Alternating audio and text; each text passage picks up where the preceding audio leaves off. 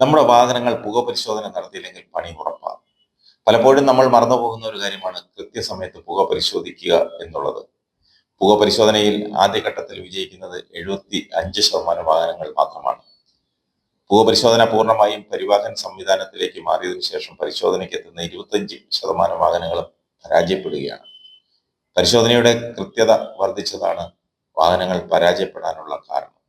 കൃത്യതയില്ലാതെ പരിശോധന നടത്തുന്ന സ്ഥാപനങ്ങൾക്കെതിരെ നിയമ നടപടികളും സ്വീകരിച്ചിട്ടുണ്ട്. പുക പരിശോധനയിൽ വിജയിക്കാതെ വാഹന ഉടമകൾ അവർക്ക് വാഹനങ്ങൾ നിരത്തിലിറക്കാൻ സാധിക്കില്ല. പല വാഹനങ്ങളും പരിശോധനയിൽ വിജയിക്കുന്നത് തകരാറുകൾ പരിഹരിച്ച് വീണ്ടും പരിശോധനയ്ക്ക് എത്തിക്കുമ്പോഴാണ്.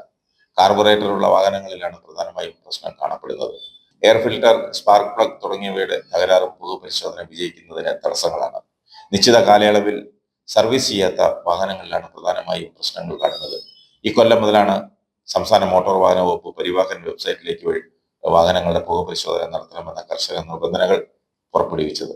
ഇതിനെ തുടർന്നാണ് പരിശോധനയിൽ വിജയിക്കുന്ന വാഹനങ്ങളുടെ എണ്ണത്തിൽ വലിയ കുറവ് കണ്ടെത്തിയത്. IC എഞ്ചിൻ വാഹനങ്ങൾ, അത് പെട്രോളായാലും ഡീസലായാലും, പുറന്തള്ളുന്ന വാതകങ്ങൾ പ്രകൃതിക്ക് കനത്ത ദോഷമാണ് വരുത്തുന്നത്. പ്രകൃതി മലിനീകരണം കുറയ്ക്കുക എന്ന ലക്ഷ്യത്തോടെയാണ് വാഹനങ്ങൾ പുക പരിശോധന നടത്തണമെന്ന നിർദ്ദേശം അധികൃതർ മുന്നോട്ട് വയ്ക്കുന്നത്. പുക പരിശോധനയിൽ പരാജയപ്പെടുന്നത് വാഹനങ്ങൾ ശരിയായി പരിപാലിക്കാൻ ആളുകൾ വലിയ ശ്രദ്ധ ചെലുത്തുന്നില്ലെന്നതിന്റെ തെളിവ് കൂടിയാണ്.